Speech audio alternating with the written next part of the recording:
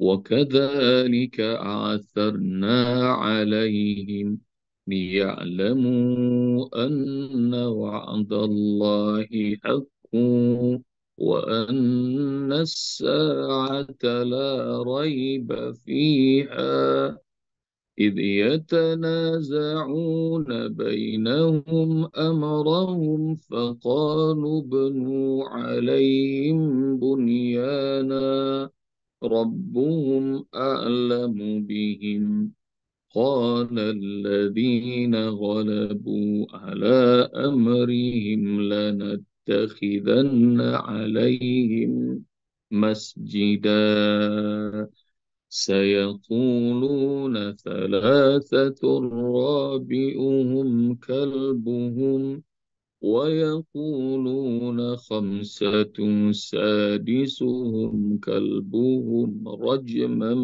بالغيب ويقولون سبعة وثامنهم كلبهم قل ربي أعلم بعدتهم ما يعلمهم إلا قليل فلا تمار فيهم إلا مراء ظاهرا ولا تستفت فيهم منهم أحدا اللهم ارحمنا بالقرآن.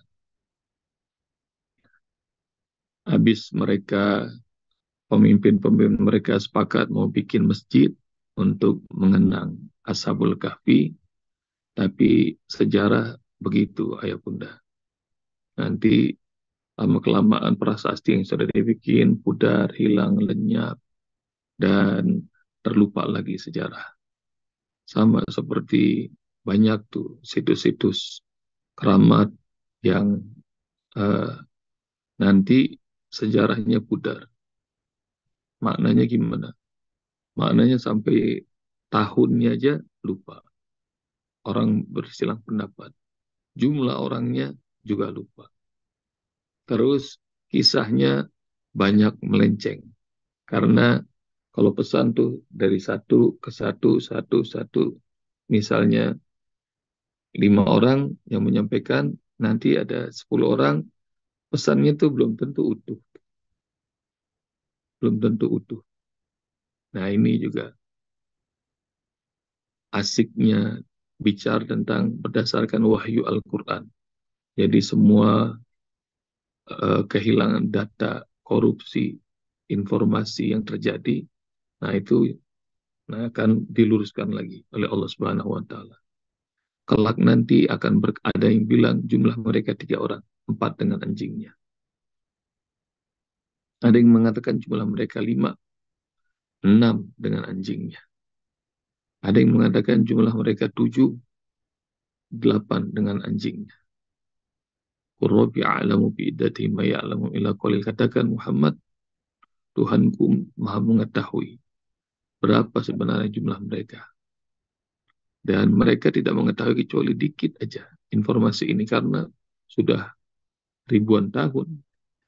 Jadi disinformasi yang ahistory. Jadi sejarahnya sudah mulai punah, hilang. Yang mereka ketahui cuma dikit. Karena itu nggak usah bantah-bantahan engkau Muhammad sama orang yang nggak punya data dengan benar. Kecuali kalau data mereka sama, nah mereka punya data juga, nah data yang jelas aja. Dan jangan usah kau bertanya kepada mereka tentang Ashabul Kahfi, meski kepada satu orang. Karena memang disinformasi, ahistory, berantakan yang mereka punya. Pelajaran buat ayah bunda semuanya. Perhatikan kata 3, 4 dengan anjingnya, 5, 6 dengan anjingnya, 7, 8 dengan anjingnya. Yang menarik tuh ayah bunda, nama-nama mereka nggak disebut sama Allah. Tapi yang menarik adalah anjingnya disebut 3 kali sama Allah. Anjingnya disebut 3 kali. Maknanya bergaulah dengan orang-orang soleh. layani orang-orang soleh, bantu orang-orang soleh. Meskipun kesolehan kita nih nggak ada apa-apanya.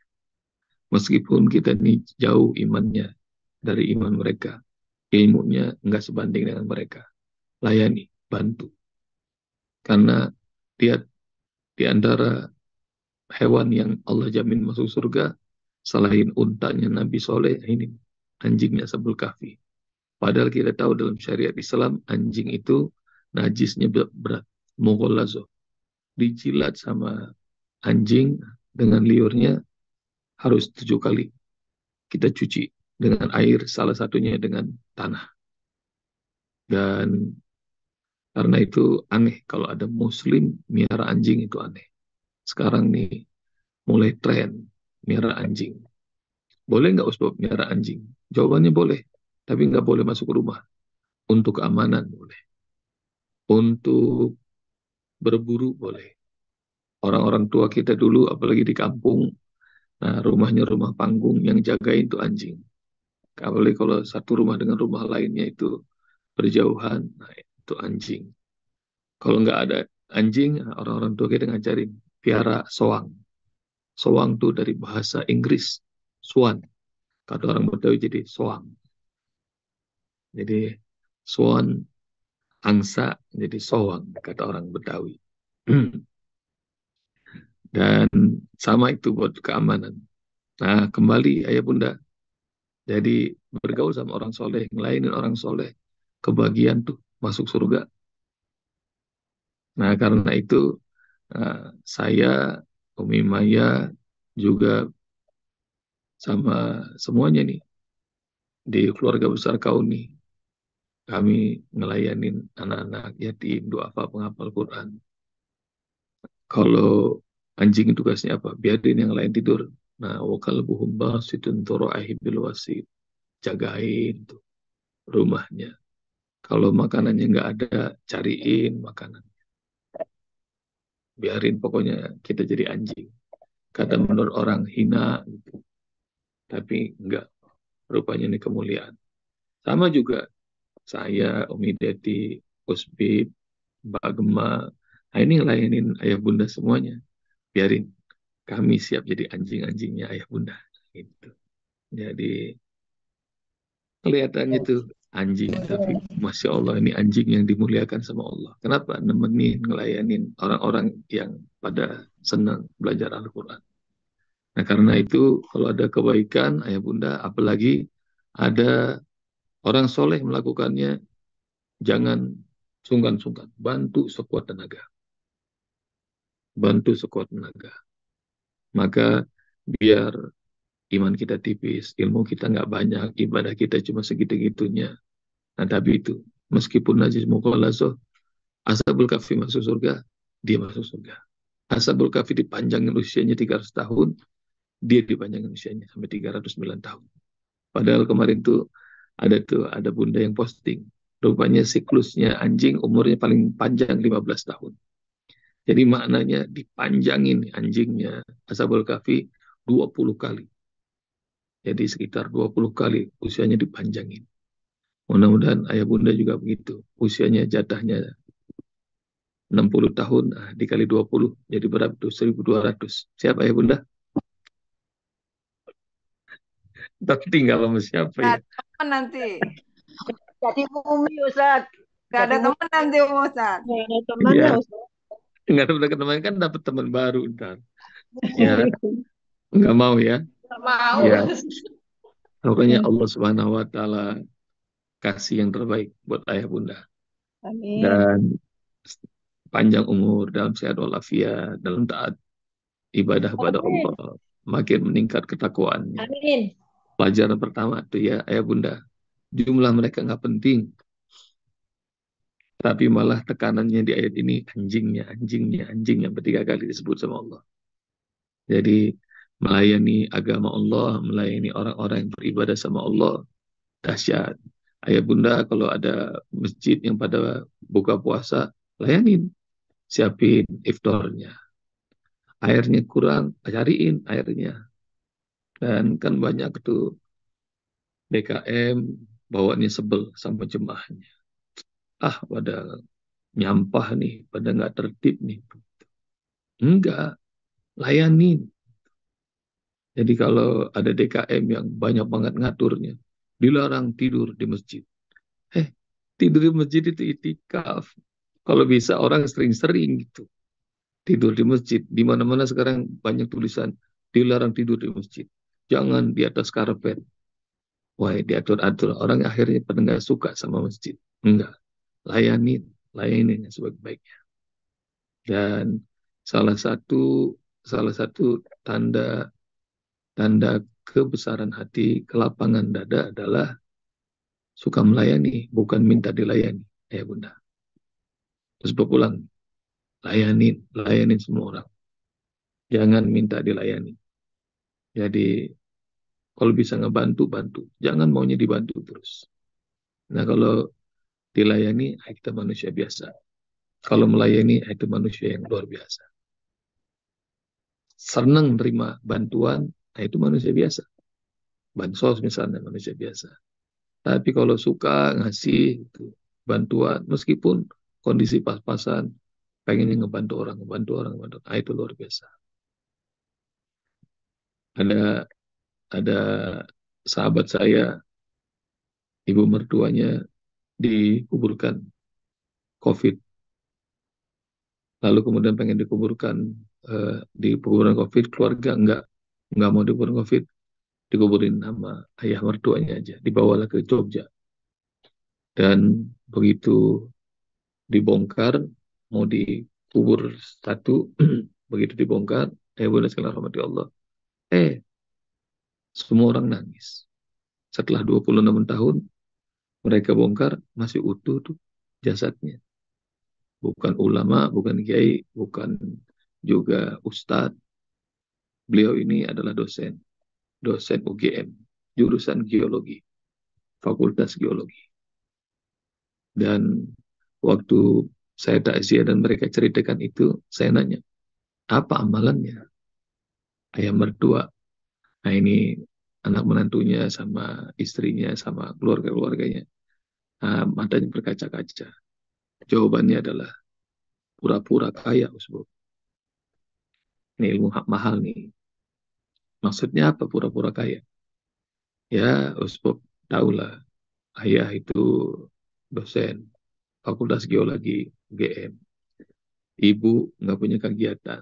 Jadi gaji dosen tahun 80-an nggak kayak dosen sekarang. Kalau dosen sekarang udah bagus remunerasinya. Tahun 80-an PNS segitu-gitunya dah.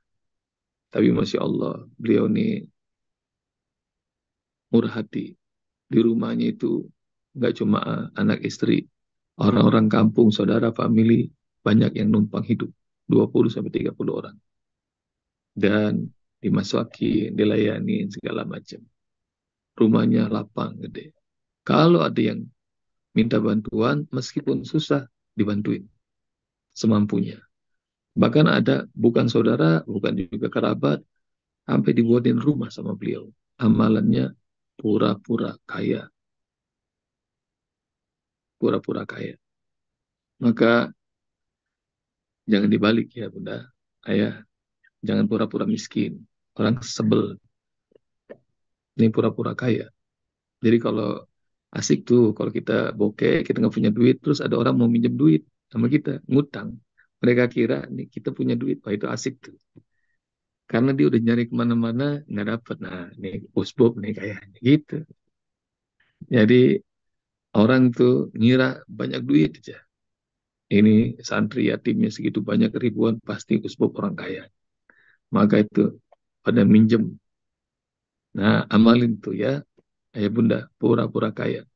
Jadi saya dapat ilmu, ya Allah, hebat, pura-pura kaya. Kenapa jadi ngomong pura-pura kaya ya? Tadi penjelasan sampai mana tuh? Jadi ngelayanin. Orang Melayani. yang spesial adalah Layani. melayani, bukan minta dilayani. Ya. Suka ngebantu, jangan selalu minta bantuan. Jadi selalu murah tangan, ringan tangan. Melayani. Orang anjing yang melayani aja Allah muliakan, apalagi manusia yang melayani. Udah habis ya? Udah segitu aja kali ya? Nggak apa-apa, terusin. Terusin, Bob. Terusin. Terakhir, Bob. Lanjut, Ini Bob hari terakhir. Hari terakhir, Bisa. ketemu seminggu nih nggak ketemu. Ini bebas, Bu. Ini bebas. Terakhir. Lanjut. Cerita yang Berarti hari- asik-asik, Bos Bob. Sampai jam 9 sih hari ini ya. Ya, siap. Dirapel seminggu. Pura-pura kaya. Pura-pura kaya, nah itu amalan dahsyat nih. Apalagi ntar THR itu pura-pura kaya. Nah, jadi kalau ada yang susah bantuin. Rabbi a'lamu bi'iddati ma ya'lamum illa qalil. Allah yang Maha tahu tentang berapa jumlahnya Ashabul Kahfi itu. Dan mereka nggak tahu, ilmunya mereka cuma sedikit. Dan mau kita punya disiplin ilmu sampai kepada puncaknya sebagai guru besar misalnya, tetap ilmu kita sedikit. Mau kita profesinya, karirnya sudah paling mentok, tetap ilmu kita sedikit. Dan yas'alunaka 'anir ruh, qul ruhu min amri rabbi wa ma utitu minal ilmi illa qalila. Sama nih sejalan dengan ayat ini. Mereka bertanya kepadamu Muhammad tentang ruh, katakan bahwa ruh itu urusan Tuhanku. Dan kalian tidak diberi ilmu kecuali sedikit. Ilmu kita nih sedikit. Dan karena ilmu kita sedikit, nah caranya gimana? Caranya minta sama Allah yang ilmunya banyak. Minta. Nanti dikasih sama Allah Subhanahu wa Ta'ala. Nanti ayah bunda, mudah-mudahan kita bakal panjang umur, kita bakal sampai nanti di ayat 60, 62. Bahwa Musa ngerasa ilmunya sudah banyak, nanti dikasih tahu sama Allah. Ada hambaku yang kami berikan ilmu padanya. Nah ini lagi, orang yang dikasih ilmu. Hingga Musa itu yang katanya keren ilmunya, menurut orang kebanyakan, nggak ada apa-apanya. Di hadapan manusia yang dikasih ilmu sama Allah, ilmu yang ajaib. Siapa itu Nabi Khidir? Dengan 3 fakta yang dibolak-balik tuh otaknya Musa. Nggak kuat Musa. Nah, apa yang pengen Uswab sampaikan? Uswab pengen sampaikan adalah, ayah bunda minta ilmu sama Allah yang banyak. Kalau doa minta harta, susah tuh nyarinya di Quran. Cari deh. Ada nggak doa minta harta? Nggak ada. Tapi kalau doa minta ilmu diajarin langsung sama Allah. Wa qur rabbi zidni ilma. Katakan Muhammad, doa ini, Rabbi zidni ilma. Rabbi zidni ilma. Rabbi zidni ilma. Ya Allah, tambahkan ilmu untukku, tambahkan ilmu. Itu Allah yang ajarin langsung. Doa minta ilmu sama Allah. Nah, ayah bunda PR cari ya, dalam surat apa, ayat berapa itu. Allah ajarin langsung kepada Rasulullah. Doa minta ilmu. Rabbi zidni ilma, Rabbi zidni ilma, Rabbi zidni ilma. Jadi minta ilmu. Bahwa ilmu itu bukannya pencapaian. Ilmu itu bukannya prestasi atau achievement, bukan. Ilmu itu bukan gelar akademis. Karena nanti bakal dibolak-balik tuh sama Allah. Kadang-kadang teori yang sudah beratus-ratus tahun itu disusun sama manusia dan dinyatakan absolut, nanti kebolak-balik dibuang hancur dengan fakta baru yang Allah hadirkan. Dulu orang nggak percaya bahwa akan ada kecepatan kendaraan bisa tembus 350 km per jam. Namanya WUS. Dengan ilmu pengetahuan, teori baru bisa tuh. Dulu orang nggak percaya bahwa ketika ditemukan pesawat terbang akan ada yang bisa mengalahkan kecepatan pesawat terbang. Nah, rupanya ditemukan tuh. Elon Musk dengan keretanya namanya Loop, LOOP, itu pakai terowongan kecepatannya 1.200-an kilometer per jam. Dari kencangnya lebih kencang daripada pesawat yang terbang di udara. Nah, jadi banyak teori-teori ilmiah terbantahkan karena itu orang berdasarkan persepsi, berdasarkan asumsi segala macam. Nanti bakal Allah hadirkan tuh. Dan ciri-ciri tandanya hari kiamat, ilmu-ilmu sudah mulai Allah tunjukkan. Ya, zaman kita sekarang lah, ayah bunda. Dulu sekaya-kayanya Raja Namrud, kalau dia gerah, cuma dikipasin aja sama dayang-dayang. Kita nih nggak sekaya Namrud, tapi alhamdulillah rumahnya, ruangannya, kantor udah ada AC. Jadi kayaknya kayaan gitu nih Raja Namrud. Dulu Fir'aun zamannya Nabi Yusuf alaihissalam, kalau pengen lumbung pangannya aman, maka mereka bikin lumbung yang gede-gede sampai 7 tahun.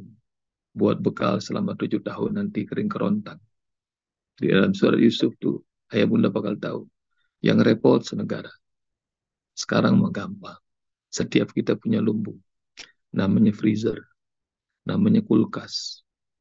Wah, mereka belum punya dapat teknologinya. Kita sekarang sudah ada frozen food. Kerenan kita sama Fir'aunnya zaman Nabi Yusuf alaihissalam. Dulu yang bisa terbang pakai angin cuma Nabi Sulaiman. Perjalanan pakai terbang dengan anginnya kudu wa syahrun warawahu syahrun. Kalau sekali terbang pagi hari, perjalanan 1 bulan. Kalau terbang pada sore hari, perjalanan 1 bulan.